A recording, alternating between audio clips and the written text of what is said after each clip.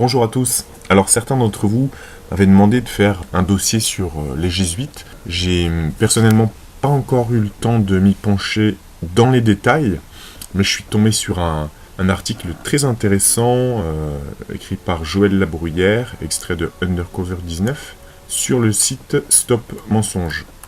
Les jésuites sont les véritables maîtres du nouvel ordre mondial. La piste jésuite. Qui sont les jésuites et que veulent-ils ? La Compagnie de Jésus est la société secrète la plus structurée et sans doute la plus active sur la Terre. C'est en tout cas le seul groupe qui ait réellement des pouvoirs occultes concentrés et efficaces. Cela est ignoré par la plupart des gens qui croient que les jésuites sont un ordre ecclésiastique dédié à l'éducation de la jeunesse issue de la bourgeoisie. Et il est vrai que nos élites occidentales sont passées par ce moule. Mais être un élève des jésuites ne fait pas de vous un jésuite. Cela vous marque tout au plus, comme une trace psychique. Les jésuites initiés, c'est tout autre chose. Nous ne parlons pas du père jésuite de base, assez sympathique au demeurant, que vous avez pu croiser dans un collège, une organisation sociale ou un centre éducatif. Non, nous parlons des initiés, des prophètes du grade du 4e vœu. C'est parmi eux qu'est recruté le gratin de la cour luciférienne, les véritables Illuminati. Les chefs des Illuminati sont des jésuites d'un grade supérieur. Les Illuminati sont de vrais jésuites, et vice-versa. Il ne peut pas en être autrement. Les jésuites ont fondé le célèbre ordre des Illuminés de Bavière qui est devenu un leurre pour les amateurs de curiosité initiatique. Si cet ordre était vraiment une société secrète, vous ne le connaîtriez pas, car ce qui est vraiment secret demeure secret. Par contre, l'ordre intérieur des jésuites est une véritable société secrète, et vous n'en connaissez rien, ni vous, ni aucun soi-disant ésotériste. Lisez les livres d'occultisme et tout ce qui touche aux sociétés secrètes, et vous n'en trouverez tout au plus qu'une timide allusion. Les gens ont-ils si peur d'en parler, ou est-ce parce que cela est si secret que rien n'en transparaît ? Lorsqu'on explique à des gens qui se gargarisent avec le complot des Illuminati que tout repose sur la société des jésuites, il y a comme un flottement. Les gens ont été conditionnés à ne voir dans les jésuites qu'un groupe de prêtres en noir qui rasent les murs. C'est l'image que les jésuites ont voulu donner, afin qu'en les prenant pour des religieux, au demeurant parfaitement repérables, on ne puisse imaginer à quel point leur duplicité dépasse les normes. Chez eux, tout est paradoxal et extrême. Nous parlons des jésuites des hauts grades, car encore une fois, les jésuites de la base ne sont pas initiés au secret de l'ordre, quoiqu'ils forment un bataillon de soldats obéissants, prêts à remplir n'importe quelle mission. On ne recrute qu'un seul initié sur 40 candidats, qui, écoutez bien, ont été préparés pendant 15 ou 20 ans. Avec eux, le paradoxe est la règle. Les jésuites se font passer pour des fauchetons pour comploter à l'aise. Ils sont experts dans de nombreux domaines de pointe. Ils sont pauvres avec les pauvres et riches avec les riches. Ils peuvent faire exactement le contraire que ce qu'on les croit occupés à faire. Depuis 4 siècles, ils ont pris à la fois l'Église catholique et la franc-maçonnerie en otage pour faire avancer leur projet, le grand œuvre. Le nouvel ordre mondial est leur invention. Dans cette période de l'âge noir, la destinée des peuples est sous leur contrôle. Aucune révolution ni guerre ne sont déclenchées sans eux. En 4 siècles, ils ont été bannis 73 fois d'à peu près tous les pays, tant ils causaient de zizanie et de problèmes politiques. Mais pour mieux le comprendre, revenons un moment sur leur histoire. Ignace de Loyola a fondé l'ordre des Jésuites, la Compagnie de Jésus, au XVIe siècle, pour en faire une armée théoriquement au service de Rome, je dis bien de Rome et non de l'Église qui devint leur outil de conquête. C'est une super inquisition pour les temps modernes, une milice pour convertir les peuples, ou tout au moins pour ramener les grandes religions mondiales dans le sein de Rome à travers l'œcuménisme, lorsque la conversion s'avère impossible. C'est pourquoi cette société s'appelle Compagnie et que son chef porte le titre de général. Les fondateurs de la SS s'inspirèrent de l'ordre jésuite, et les services secrets internationaux y ont leurs racines. Mais nous verrons que les nazis ne furent que les marionnettes de leurs parrains bien plus malins. Au début, il fallait contrer la réforme de toute urgence et sauver le Vatican d'une débâcle annoncée. Avec génie, Ignace de Loyola tira profit de cette situation critique pour l'Église afin de se placer en tant que défenseur de la foi face aux parpaillots et aux hérétiques, contre lesquels les dominicains semblaient incapables de lutter. Dès sa fondation, l'ordre se répand sur la terre, d'abord en Inde, puis au Japon et en Chine. De Chine, les jésuites sont passés au Tibet, sans doute les premiers, et l'on verra l'importance de cette pénétration clandestine. À chaque étape, ils se fondent dans la foule, comme des poissons dans l'eau. Cette formule de Mao Tse-tung fut empruntée aux jésuites, ses véritables maîtres. Et l'avancée continue durant le XVIIe siècle. Ils apparaissent en Amérique du Sud, en Afrique et dans tous les pays du monde. En un siècle, ils sont partout, derrière les tentures de tous les palais. À chaque étape, ils s'incrustent profondément dans la culture locale, allant jusqu'à se déguiser en sannyasin en Inde et en mandarin confucianiste en Chine. Ils ne s'en cachent d'ailleurs pas, car la dissimulation et l'infiltration font partie de leur devoir. Sur des gravures chinoises représentant des mandarins aux ongles longs et aux moustaches tombantes, on aurait du mal à identifier des pères jésuites, à moins d'un détail, comme ce crucifix volontairement disposé dans un coin du décor. Au Tibet, ils disparaissent dans les lamaseries, mais réapparaissent au XIXe siècle en tant que maîtres de la Grande Loge Blanche. Vous avez compris l'astuce ? Cela n'étonnera que les naïfs qui croient aux contes de fées de la théosophie façon New Age. Comment imaginer que la Grande Loge orientale soit entre les mains de ceux qui tiennent également le Grand Orient sous leur coupe ? Mais c'est ainsi. Les jésuites ont investi le Tibet et n'en sont jamais repartis. Vous voyez le topo ? C'est pourquoi aujourd'hui encore, ils financent le bouddhisme tibétain. Ils paient directement le salaire des lamas, après avoir lancé la Chine communiste contre le Tibet. Toujours divisés pour régner. Car la Chine est l'une de leurs places fortes, et le communisme est leur cheval de Troie. Tout cela est dit en raccourci, mais le chercheur motivé en découvrira les preuves s'il consacre un peu d'effort. Car rien n'est caché lorsqu'on sait lire les livres de propagande sur le lamaïsme, par exemple. Qui sont ces êtres pour détenir une telle puissance ? Contrairement à l'immense majorité des êtres humains, ils ont un projet de grande envergure, des moyens financiers et intellectuels considérables et une discipline de fer. C'est une Gestapo avec des pouvoirs occultes en plus. Imaginez une milice de SS déguisée en prêtre et qui sévissent depuis 4 siècles. Cela doit finir par donner des résultats, n'est-ce pas ? Ils ont un système de développement occulte qui les rend totalement déterminés et obéissants. Ce système de conditionnement psychique est caché dans le sens ésotérique des exercices spirituels d'Ignace de Loyola, qui fut un initié investi par l'esprit de Mars. C'est la conquête du monde derrière le masque de la religion. Les jésuites mènent une guerre terrible depuis plusieurs siècles, et tous les conflits ont été directement ou indirectement déclenchés par leur volonté, avec le soutien financier de leur généreuse banque, rien moins que l'honorable maison Rothschild. Ce sont les Rothschild qui ont financé les Illuminés de Bavière, et encore les Rothschild qui offrent des cadeaux somptueux aux jésuites, tels le château de Chantilly. L'origine de la fortune des jésuites est inconnue, mais si on cherche un peu du côté de la mafia italienne, alors tout s'éclaire, et l'on réalise que les fils d'Ignace de Loyola sont les plus grands trafiquants de drogue et de chair humaine de ce coin du système solaire. Je m'excuse si tout ça sonne un peu comme du David Icke qui voit des reptiliens partout, mais le temps est venu de dire les choses. À chacun d'en faire ce qu'il veut, soit pour rejeter, soit pour comprendre. Lorsqu'on parle de la puissance des Illuminati, on pense souvent à des financiers internationaux comme les Rothschild, mais on n'évoque jamais l'importance des jésuites. Au XIXe siècle, les jésuites lancèrent la mode de l'antisémitisme afin qu'on rejette la responsabilité de leur turpitude sur les juifs.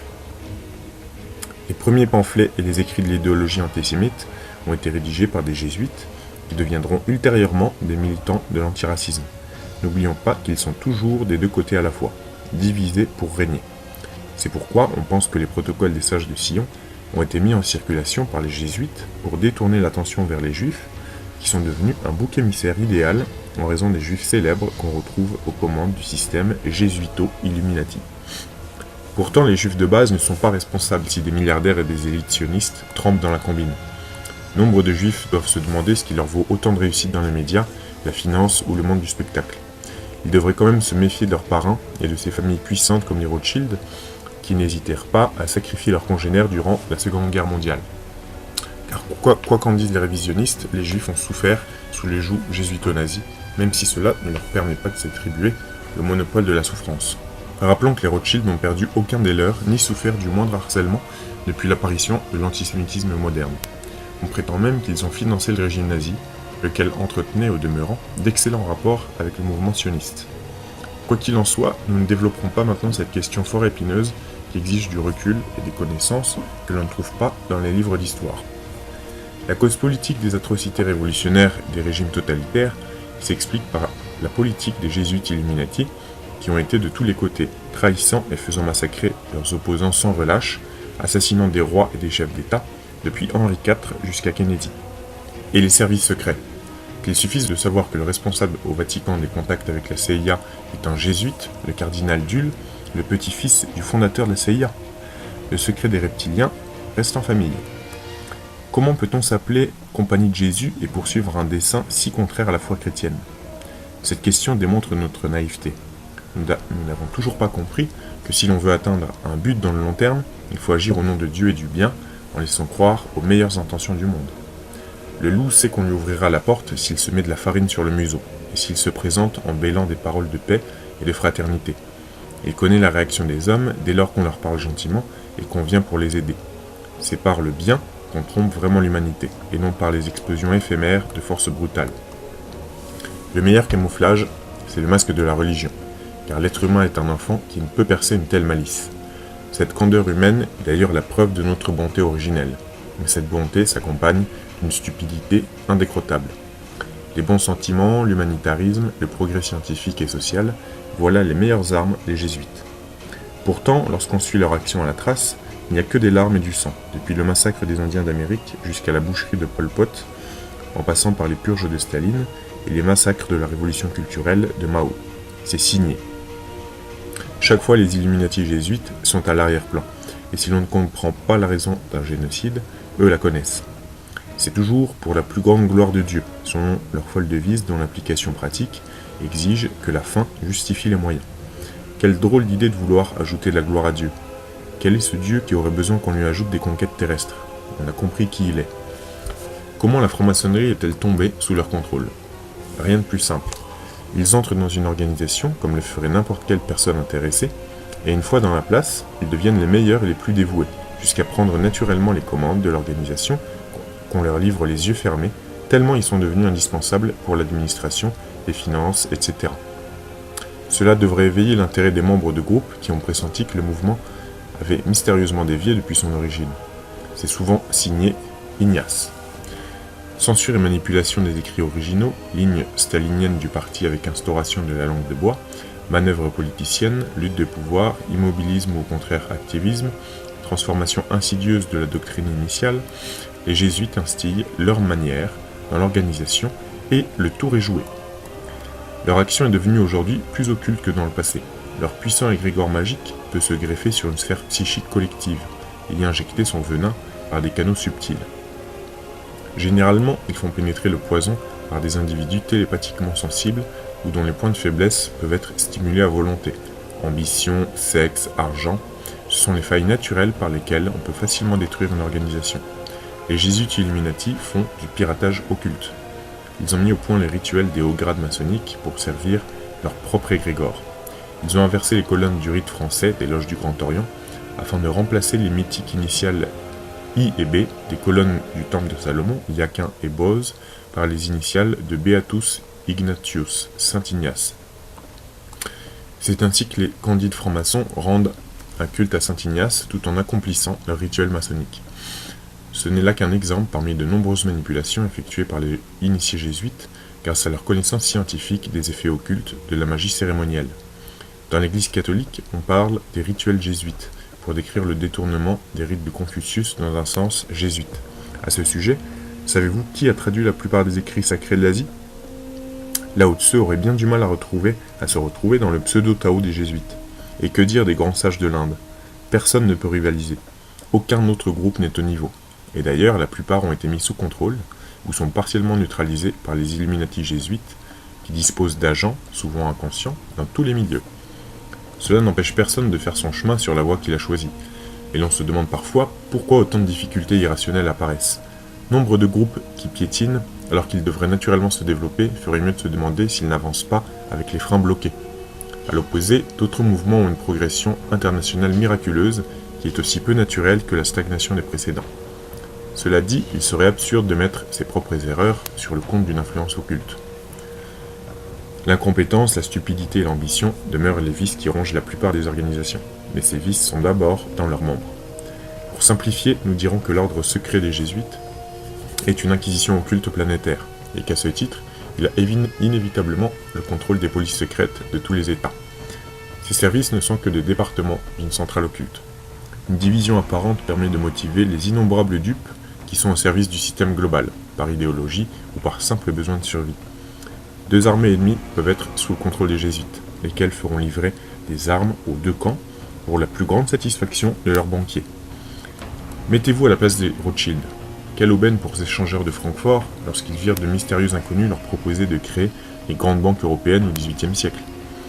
Une partie du judaïsme tomba sous la coupe des jésuites Illuminati, et c'est pourquoi les juifs de base, qui n'y sont vraiment pour rien, ont été littéralement pris en otage et sont devenus la cible de l'antisémitisme. Les juifs ne semblent pas décidés à s'émanciper de cette tutelle qui offre des avantages matériels et peut les conduire au désastre lorsque le vent tourne. Comment les jésuites dirigeaient-ils les rois sous l'Ancien Régime ? Les jésuites s'étaient octroyé le monopole de la confession des princes et des rois catholiques de l'Europe. C'est ainsi qu'ils savaient tout sur tout le monde, dressant à volonté un roi contre son cousin, jusqu'à ce qu'excédés par ces manœuvres, les princes les expulsent de leur pays, ce qui est arrivé plus de 70 fois. Mais ils revenaient rapidement et reprenaient leurs petites affaires. Ils créèrent le personnage du roi Soleil avec la marionnette Louis XIV. Eux seuls connaissaient le cérémonial de l'empereur de Chine qu'ils appliquèrent au personnage du roi de France, dont les ancêtres se seraient moqués d'un tel cinéma. La mise en scène de Napoléon, l'empereur aux abeilles, est visiblement signée Saint Ignace. L'art jésuito-baroque et sa grandiloquence, le faste royal rapporté d'Orient qui permet de subjuguer les masses. Napoléon ou Louis XIV sont des exemples du passé. Et de nos jours, c'est moins spectaculaire avec les actuels chefs d'État et toute la clique des valets des Illuminati et leur cohorte de technocrates serviles. Sur quoi est basé leur pouvoir et leur science ésotérique ?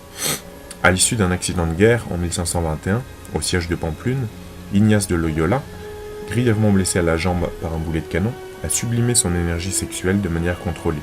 Ce n'est pas nouveau, car c'est la base même de l'occultisme. Mais il a codifié un système de développement occulte très efficace, en liaison avec la force de la planète Mars, ou tout au moins avec l'un des esprits de cette sphère.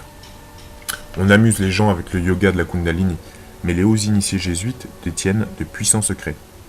De plus, leurs chefs sont dirigés par des entités occultes supérieures, tel celui qui inspira Ignace de Loyola, ainsi que son incarnation suivante, le clairvoyant Swedenborg.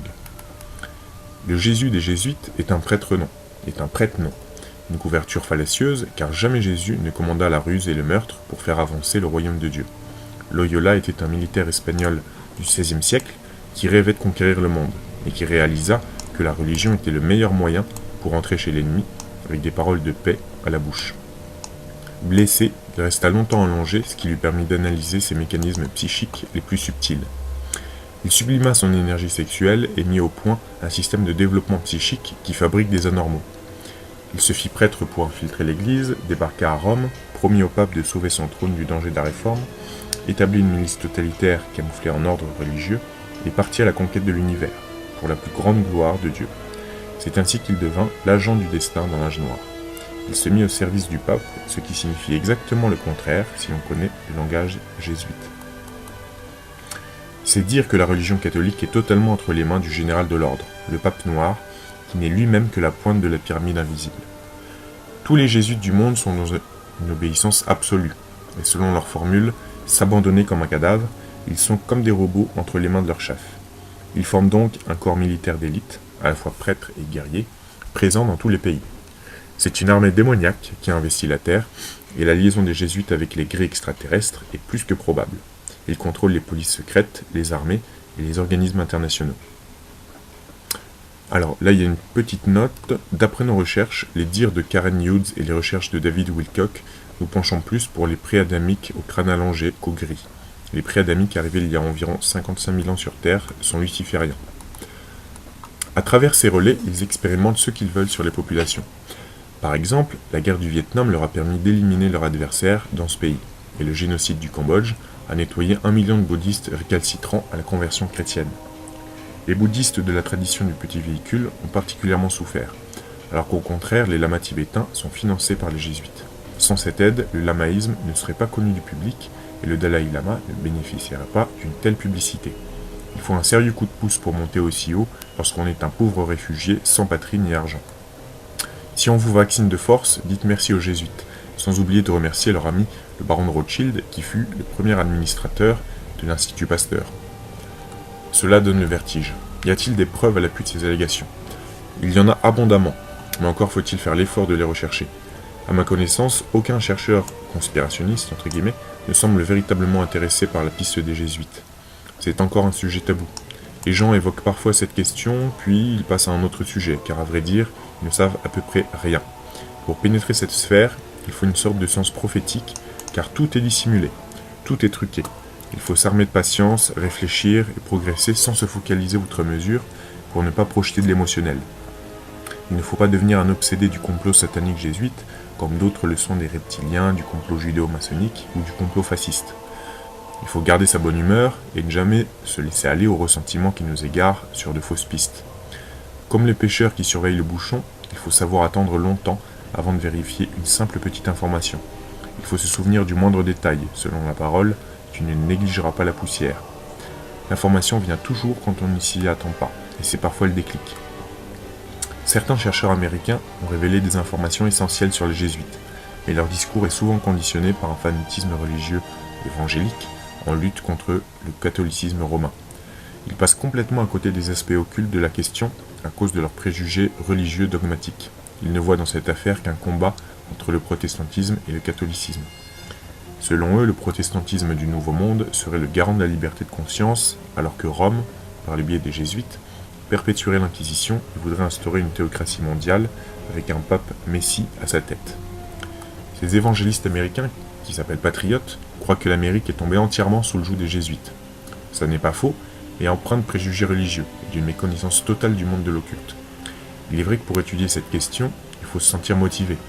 Il y a certes des inexactitudes dans tout ce que je déroule ici, et je dispose de références pour 80% de mes allégations.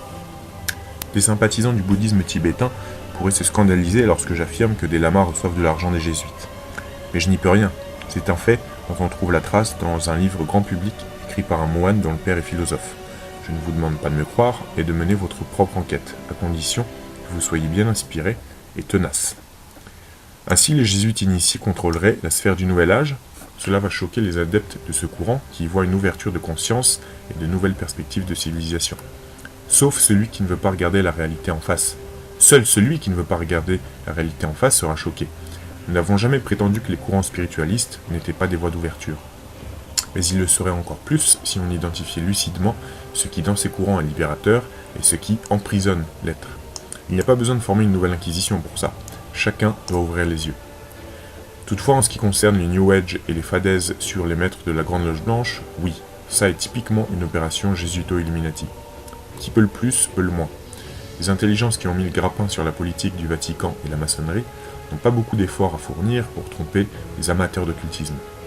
Souffler à l'oreille du médium Alice Bailey que l'âge d'or est venu et que le Christ va réapparaître, ce ne doit pas être trop difficile pour des initiés du niveau du plan du soleil, voire l'apocalypse de Jean. Le soleil est un symbole de la compagnie de Jésus, un soleil sur fond d'azur. Leur but secret va au-delà du plan terrestre, c'est le système solaire qui les intéresse, et c'est pourquoi ils ont développé la recherche spatiale et les sciences de pointe. Cela va très loin. On pourrait presque les admirer s'ils n'étaient à l'origine de tant d'horreurs. Elena Blavatsky disait « Toutes les armées de Satan n'ont pas fait autant de mal sur la terre que les jésuites ». Cette phrase est remarquable, car Blavatsky en connaissait un rayon. C'est pourquoi elle fut mise sous camisole occulte durant un temps. Comment se débarrasser des prédateurs? Se débarrasser d'un agent cosmique? On peut toujours rêver. Dans l'âge noir, il pousse à la roue et précipite les événements. Peut-être prépare-t-il la voie du démon de la matière qui doit s'incarner sur Terre dans le futur? L'implication des jésuites dans la science expérimentale est l'indice de leur mission en tant qu'agents préparant le terrain pour quelque chose de prodigieux. Il est difficile de parler de cela en évitant l'imagerie religieuse, car il s'agit de politique. Il n'y a que de la politique dans l'univers. Le salut de l'âme est un enjeu politique cosmique. Il faut apprendre à voir les choses sous un angle réaliste, ce qui n'enlève rien au sacré. En politique, les jésuites ont pris une très grande avance, car ils n'ont aucun préjugé. Lorsqu'ils favorisent le culte de la Vierge, par exemple, c'est pour eux du réalisme politique. Ils y ont un intérêt, voilà tout. En attendant leur démon solaire, ils mettent en place le nouvel ordre mondial, qui verra la fin de ce qu'on appelait la civilisation humaniste. N'oublions pas que les jésuites furent les inventeurs des camps de concentration, avec leur Reducciones du Paraguay, où les Indiens étaient dressés à devenir de bons citoyens robotiques dans le cadre d'une société communiste théocratique. En termes de tyrannie, ils ont déjà tout expérimenté grâce au communisme, et cela n'annonce rien de bon pour le meilleur des mondes qu'ils nous ont préparés. On en a assez dit. Si le lecteur ne peut comprendre ou admettre ces choses, il considère ces informations comme des spéculations, et qu'il oublie les jésuites contre lesquels nulle puissance terrestre ne peut grand-chose, de toute façon. Joël Labruyère. François Ier, les jésuites font leur coming out. Alors que nous entrons dans une période de bouleversement global qui doit avoir comme dénouement, dans une petite décennie, la mise en place d'une nouvelle religion mondiale, il semblait évident que la retraite anticipée de Benoît XVI et l'élection d'un nouveau pape allaient nécessairement s'inscrire dans un plan plus large. Au CROM, nous étions d'accord sur le fait que le nouveau pape devait venir d'Amérique du Sud, puisque selon les prophéties les plus sérieuses, c'est de là-bas que sera lancé le grand jeu qui aboutira au retour du faux Messie. Sur ce point, nous ne nous avancions pas trop, puisque 3 des 4 candidats en bonne position pour être élus provenaient de ce continent. Par contre, qu'un jésuite même soit élu, voilà qui nous a plus surpris. Les jésuites sont habituellement des hommes de l'ombre. Ils aiment mettre en avant leurs ouailles pour mieux récolter les fruits de leur action. Quoique contrôlant les coulisses du Vatican depuis longtemps, ils n'ont jamais prétendu au poste de pape, préférant se dévouer à leur général, le pape noir. L'élection d'un pape jésuite signifie donc 2 choses qui sont complémentaires. Les jésuites sont en train de toucher au but ultime de toute leur manigance. Ils pressentent l'aboutissement d'un plan élaboré sur près d'un demi-millénaire. Confiants en leur réussite prochaine, ils osent aujourd'hui se présenter au grand jour. Nous sommes actuellement en train de passer de l'ancienne religion mondiale, le catholicisme, à la nouvelle religion mondiale. Pour opérer ce passage difficile, les jésuites ont besoin d'un homme parfaitement sûr, obéissant comme un cadavre aux instructions de l'ordre. Pour cela, Benoît XVI ne pouvait bien sûr pas convenir. Il leur fallait un des leurs, observé depuis sa jeunesse et dressé comme il faut par des années d'exercice spirituel. Pour mieux comprendre l'état d'esprit qui habite les jésuites des hauts grades, nous divulguons ci-dessous le serment que doit faire tout jésuite qui est autorisé à passer à un des grades supérieurs de l'ordre. Le nouveau pape François Ier l'a sûrement prononcé. Ce serment est bien sûr resté longtemps secret et la compagnie de Jésus continue à nier son authenticité. Mais il faut bien ressentir l'idéal qui anime tout jésuite œuvrant pour la plus grande gloire de Dieu. Le CROM, le grand serment des fils d'Ignace. Quand un jésuite est sur le point de s'engager dans les niveaux les plus élevés de l'ordre, il s'agenouille sur une croix rouge devant le supérieur. Il y a 2 drapeaux devant lui, le drapeau jaune et blanc bien connu de la papauté, et le drapeau noir avec une dague et une croix rouge au-dessus d'un crâne, avec des tibias croisés. C'est celui de l'ordre des jésuites, conforme au symbolisme maçonnique du grade de maître. La signification des 2 drapeaux est hautement initiatique. Sur le drapeau jésuite, il est écrit « Iustum necar reges impios », juste et l'extermination des rois, des gouvernements et des dirigeants impies, d'après les lettres INRI apposées sur la croix du Christ. Le supérieur de l'ordre tend au novice élu parmi des dizaines de candidats un crucifix noir qu'il presse sur son cœur. Il lui présente ensuite une dague que le novice saisit par la lame nue et dont il presse la pointe sur son cœur. Alors le supérieur, tenant toujours la dague par la poignée, lui adresse ces paroles « Mon fils, jusqu'ici on vous a enseigné à tenir le rôle de dissimulateur, parmi les catholiques romains, à être un catholique romain, et à surveiller même votre confrère, à ne croire personne, à ne faire confiance à personne, parmi les huguenots à être un huguenot, parmi les calvinistes à être un calviniste, parmi les protestants à être un protestant, à obtenir leur confiance pour chercher à prêcher même, depuis leur pupitre, et dénoncer avec toute la véhémence de votre nature notre sainte religion et le pape, descendre aussi bas qu'il le faut, être juif avec les juifs, afin que vous puissiez être capable de réunir toute information pour notre ordre en tant que fidèle soldat du pape. Petite parenthèse là, c'est exactement ce que disait Adam Weishaupt aux autres supérieurs de son ordre. Voilà, être juif avec le juif, chrétien avec le chrétien, pauvre avec le pauvre, riche avec le riche, etc. Adam Weishaupt s'adaptait à chaque personne avec qui il avait affaire et il essayait de trouver en fait son talon d'Achille. Voilà, fin de la parenthèse. On vous a enseigné à planter insidieusement les graines de la jalousie et de la haine entre les communautés, les provinces et les États qui étaient en paix, à les inciter à des actes de sang, les impliquant mutuellement dans la guerre, et de créer des révolutions et des guerres civiles dans des pays indépendants et prospères, cultivant les arts et les sciences, et jouissant des bienfaits de la paix. De prendre parti pour les combattants et d'agir secrètement de concert avec votre frère jésuite, qui peut être envoyé de l'autre côté, mais ouvertement opposé à celui dont vous pourriez être l'allié. Seule l'Église devra être la gagnante à la fin, dans les conditions fixées par les traités de paix, et dont la fin justifie les moyens.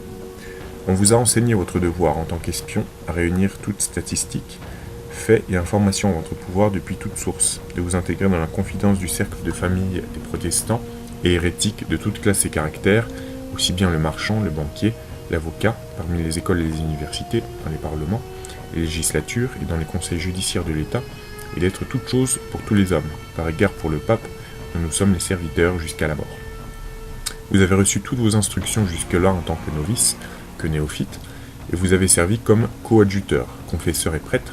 Vous n'avez pas été investi de tout le nécessaire pour commander dans l'armée de Loyola au service du pape. Vous devez servir au bon moment comme instrument et exécutant vos supérieurs, car personne ne peut commander ici s'il n'a pas consacré ses labeurs du sang de l'hérétique. Car sans effusion de sang, personne ne peut être sauvé.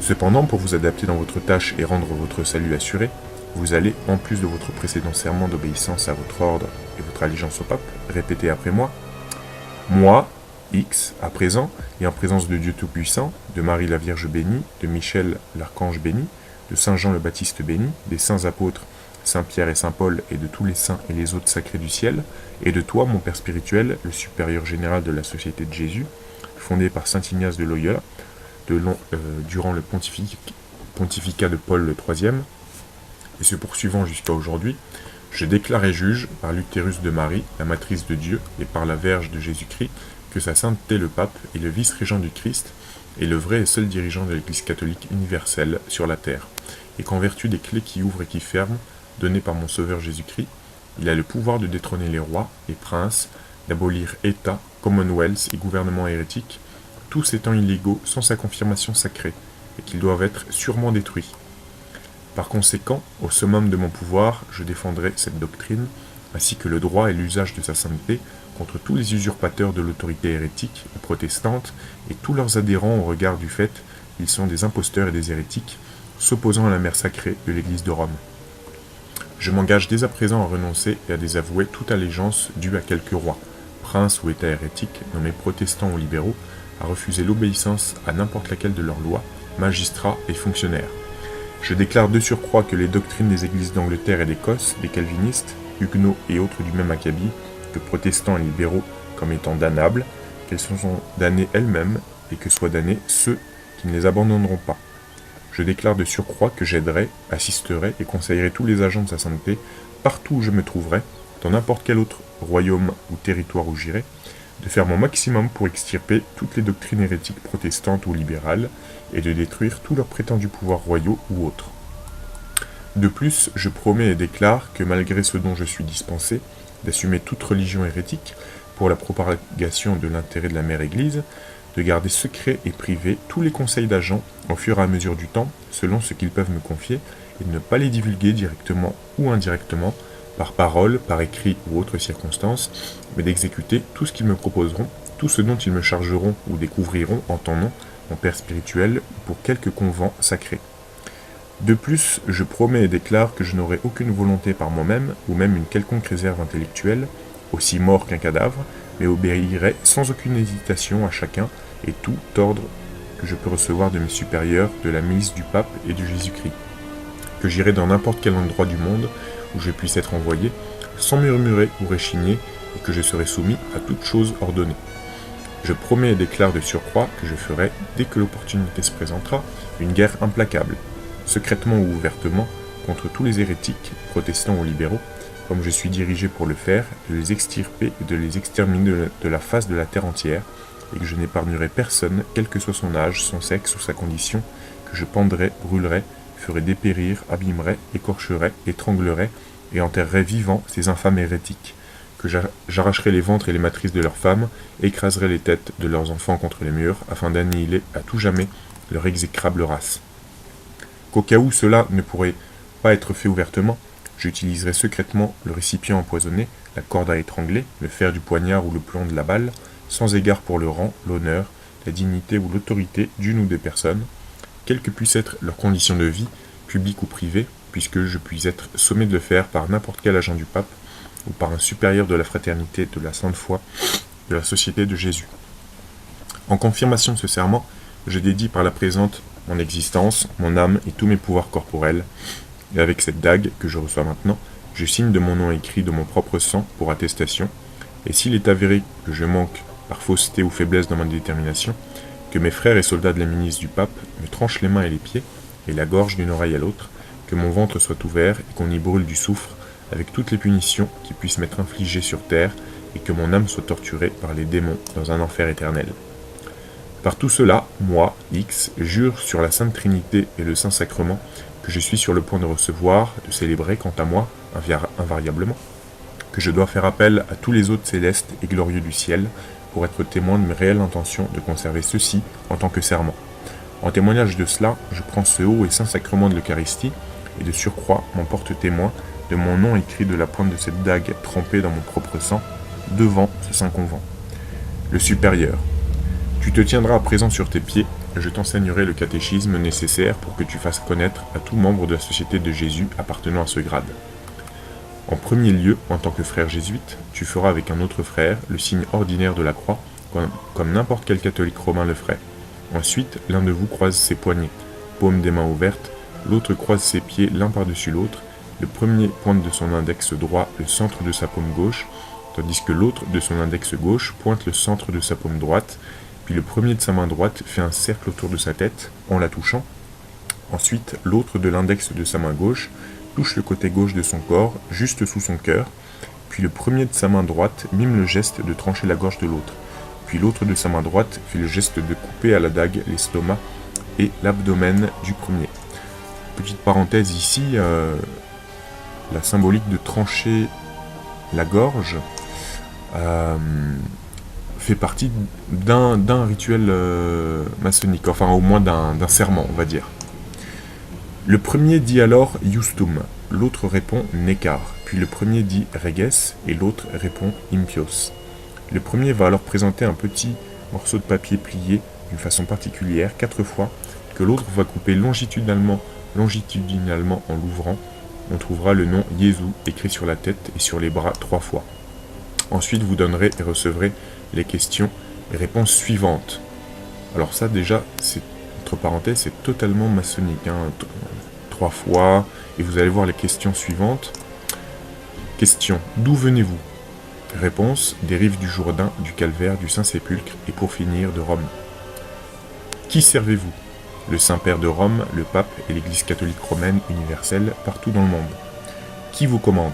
Le successeur de Saint Ignace de Loyola, le fondateur de la Société de l'Église ou soldat de Jésus-Christ. Qui vous a reçu? Un vénérable homme aux cheveux blancs. Comment? Avec une dague nue et moi m'agenouillant sur une croix sous les drapeaux du pape et de notre ordre sacré. Avez-vous prêté serment? Oui, de détruire les hérétiques ainsi que leurs gouvernements et dirigeants et de n'épargner personne, quel que soit l'âge, le sexe ou la condition. D'être comme un cadavre sans aucune opinion ou volonté par moi-même, et d'obéir implicitement à mes supérieurs pour toute chose sans hésitation ni murmure. Le ferez-vous? Oui. Comment voyagez-vous? Dans la barque de Pierre le pêcheur. Où voyagez-vous? Aux 4 coins du globe. Dans quel but? Pour obéir aux ordres de mon général et de mes supérieurs, exécuter la volonté du pape et accomplir fidèlement les conditions de mon serment. Alors, va partout dans le monde et prends possession de toutes les terres au nom du pape. Celui qui ne l'acceptera pas en tant que vicaire de Jésus et de son vice-régent sur terre, qu'il soit maudit et exterminé. Judas, Ignace et l'ordre mondial. Extrait d'une conférence donnée au printemps 2005. Y a-t-il pas un espoir de redressement de la civilisation terrestre? Pourquoi le cycle de décadence s'infléchirait-il? Si vous sortez vous promener dans la campagne, observez bien le paysage. De jour en jour, on constate que ceux qui s'intitulent humains coupent les arbres autour d'eux dans leur jardin, et souvent les plus beaux individus du règne végétal, comme obéissant à un signal collectif de destruction. Ils ne font qu'obéir à une impulsion. Ils vous affirment avec un aplomb diabolique que l'arbre qui était là depuis des dizaines d'années, subitement, fait trop d'ombre à la maison. Ses branches menacent de tomber sur le toit, ses feuilles mortes encombrent la gouttière, ou bien tombent dans la piscine, etc. Sur le bord des routes, c'est pour la sécurité, et dans les forêts, c'est pour le profit.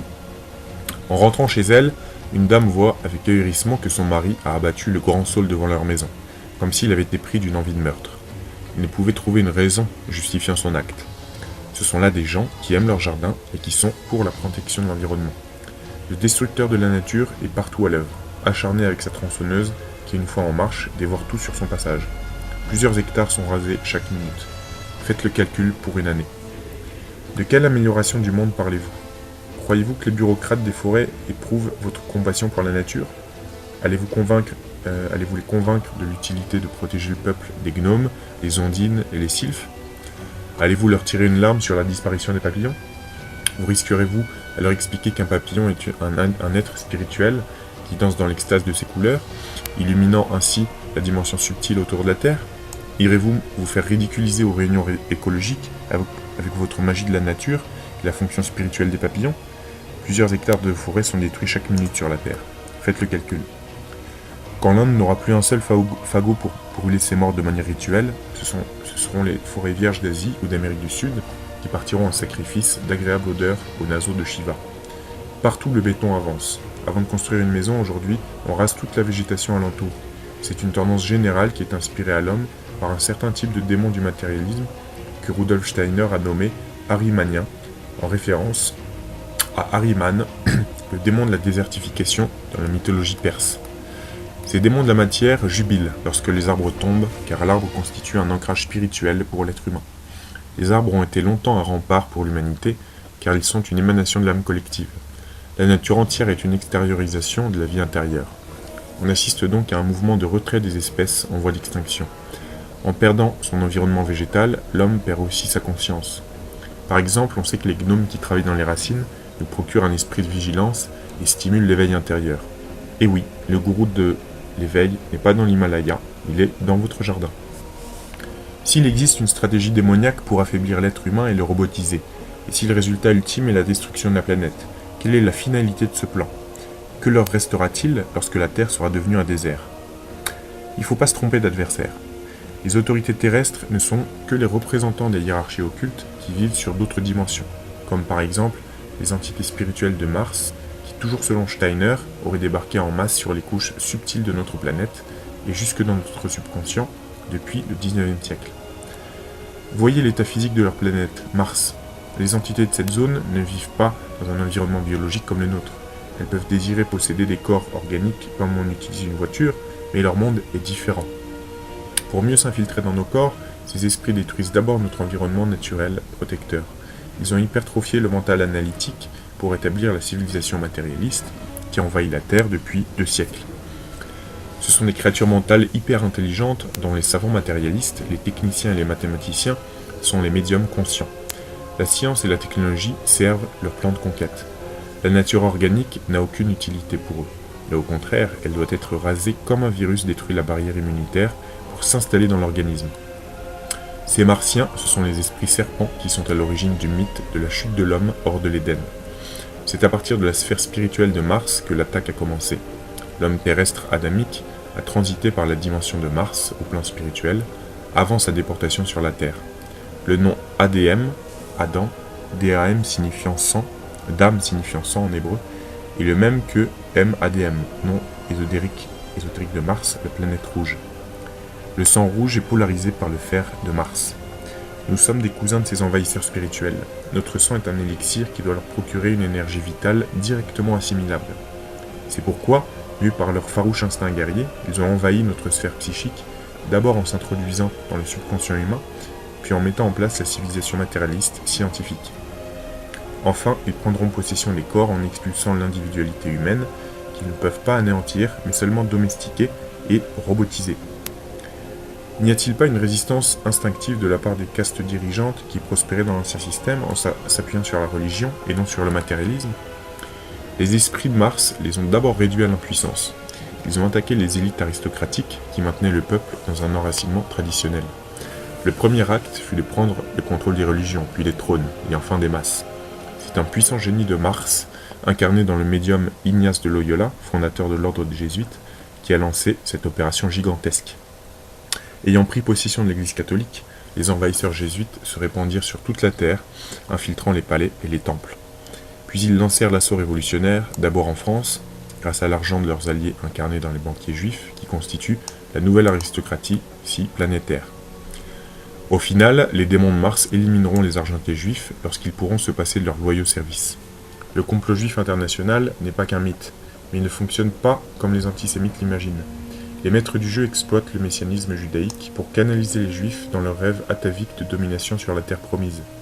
Les juifs amusent la galerie dans les médias et la société du spectacle, mais la haute politique leur demeure fermée. Quoi qu'il en soit, il y a une alliance entre les lobbies occultes pour établir l'ordre mondial. Après, ils recommenceront à se combattre pour la suprématie sur les dimensions invisibles. Tout cela est finalement réjouissant. Les titans se détruiront les uns les autres dans le Ragnarok final. À propos du complot jésuite, certains spécialistes de la conspiration prennent cela plutôt à la légère. On ne voit pas comment un ordre ecclésiastique pourrait dominer le monde et tenir l'égrégore judaïque et les puissants Rothschild sous contrôle. Il ne faut pas juger selon les apparences. Ceux qui analysent la situation planétaire d'après les effets visibles et médiatiques de la politique mondiale sont des ignorants.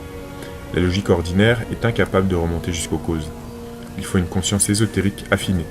Il faut connaître la structure du monde invisible où se tiennent les hauts conseils décisionnels des maîtres de la Terre. Il faut également connaître l'histoire occulte du monde. Les reptilomaniaques, à la suite de David Icke, qui font remonter le début de l'invasion à Sumer, semblent ignorer que plusieurs civilisations archaïques ont précédé cette époque. Chaque civilisation a généré des hiérarchies d'entités rétrogrades qui parasitent la sphère invisible de l'au-delà. Leur égrégore se partage le pouvoir. Il existe 3 centres de pouvoir principaux, en correspondance avec les 3 centres énergétiques intérieurs de l'homme, desquels ces égrégores extraient leur alimentation spirituelle. Tant qu'on ne comprend pas ce système de vampirisation énergétique de l'humain à partir des points invisibles, on ne comprend rien à la politique. La politique mondiale ne s'explique que pour ces raisons énergétiques et par la guerre spirituelle entre les lobbies vampiriques. De haut en bas de la Grande Babylone visible et invisible, il règne une exploitation des ressources énergétiques et principalement de la précieuse essence extraite de l'âme humaine. Cette essence spéciale permet aux égrégores invisibles de se maintenir anormalement dans l'au-delà grâce au relais des centrales d'alimentation énergétique qui pompent l'émotion et la pensée collective de l'humanité. Jadis, les religions magiques et aujourd'hui la religion cathodique et médiatique. Tant qu'un amateur de conspiration ne peut admettre ce processus, il ne comprend rien à la politique. L'énigme des jésuites, c'est-à-dire l'influence démesurée d'un groupe ecclésiastique discret et numériquement faible, qu'on croit occupé à des bondieuseries, est trop profonde pour être comprise par des kidam. Ignace de Loyola raconte dans ses mémoires qu'il a été investi par un serpent lumineux qui lui donnait beaucoup de consolation, car cette forme était extrêmement belle et avait toutes sortes de choses qui brillaient comme des yeux. C'est lui qui l'avoue par le truchement de ses biographes officiels. Ce n'est pas une rumeur de conspirationniste halluciné. Voir le testament d'Ignace de Loyola raconté par lui-même, du père Louis González de Camara, chapitre 3. Par clairvoyance, Steiner a identifié cet esprit serpent comme étant un puissant génie de Mars, ayant pris possession d'Ignace de Loyola, voir Rudolf Steiner, le Karma, tome 6. Un indice allant dans cette direction. Avant de se lancer à la conquête de Rome, Ignace initia ses premiers disciples à Paris dans une grotte de Montmartre, la montagne de Mars. Quant à Teilhard de Chardin, un des jésuites les plus influents de l'histoire, il dit avoir érigé dans son enfance un autel à son dieu du fer. On peut se demander pourquoi les biographes officiels ne dissimulent pas ces détails scabreux qui semblent avoir échappé depuis 4 siècles au pire ennemi de la Compagnie de Jésus. En tout cas, une fois installé à Rome et ses premiers disciples lancés à la conquête de l'Asie, Ignace déclara à un diplomate français que sans avoir besoin de quitter son bureau, il contrôlait le monde. Comment les jésuites ont-ils pu s'installer en Inde, au Japon, en Chine et dans tous les pays d'Orient où les missionnaires chrétiens n'étaient pas les bienvenus? La Compagnie de Jésus a étendu sa toile sur un réseau international déjà existant. Quel était ce réseau mondial capable de se croiser avec les jésuites? Ce sont les juifs de la diaspora internationale, installés dans les pays d'Asie depuis plusieurs générations. Ignace était un maran d'une famille juive convertie au christianisme et son secrétaire, le père Lenné, était juif de naissance. On suppose que les recommandations des rabbins d'Occident auprès des communautés juives d'Orient ont favorisé le contact et la collaboration. Le commerce et les opérations bancaires ont été le vecteur de pénétration dans tous les pays du monde. D'abord pour la diaspora juive et ensuite pour leurs cousins jésuites qui ont profité de ces relations d'affaires pour s'enrichir dans le commerce international. Denrées rares et esclaves, mais également par le pillage des trésors des Incas et des Mayas. La relation entre le judaïsme et la Compagnie de Jésus est pleine d'ambiguïté.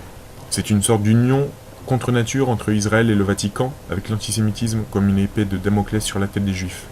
Quel est ce grand secret politique? Nous savons, si nous exerçons notre perspicacité, que la politique occulte est un jeu entre 3 pouvoirs au plan cosmique. La classe possédante, les élites politiques, les hiérarchies sacerdotales, les religions, et le pouvoir passif des masses, qui est une force d'inertie considérable.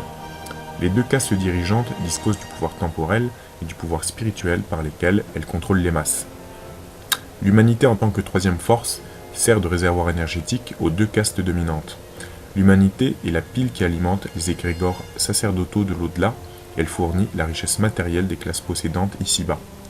La caste des grands prêtres de l'invisible organise l'activité religieuse et magique, tandis que la caste politique dynamise l'activité industrielle et économique. Or, depuis plusieurs siècles, la Banque internationale impose sa loi à la religion et aux élites politiques. Le pouvoir est l'otage de la finance. L'argent est devenu l'enjeu de la politique. La finance internationale contrôle le jeu, mais il semble qu'un pouvoir politique supérieur le manipule. L'ordre occulte des jésuites agit sur les hauts grades maçonniques et influence ainsi la société civile. Il y a donc un équilibre pour préserver les intérêts des trois titans du monde. Ils se déchirent et doivent respecter un statu quo pour maintenir la cohérence de l'empire mondial. Comment concilier les appétits voraces des démons du matérialisme avec les intérêts supérieurs des hiérarchies sacerdotales qui règnent sur la dimension astrale? C'est la grande question de la politique mondiale. L'ordre mondial est donc fondé sur un contrat entre les trois titans. Aux masses humaines, on donnera une société socialiste, couverte par une élite défendant ses privilèges matériels, et l'ensemble sera coiffé par un régime théocratique représenté par une religion mondiale, chargée de transférer l'énergie vers les formations astrales de l'invisible. Si les titans ne parviennent pas à s'entendre durablement, chacun voulant une plus grosse part du gâteau, ce sera la guerre totale, symbolisée par l'effondrement de la Grande Babylone. Nous en sommes encore loin, et il faut donc espérer que les processus de la crise vont s'accélérer plutôt que de vouloir les ralentir par des jérémiades idéalistes et pacifistes pour un soi-disant monde meilleur.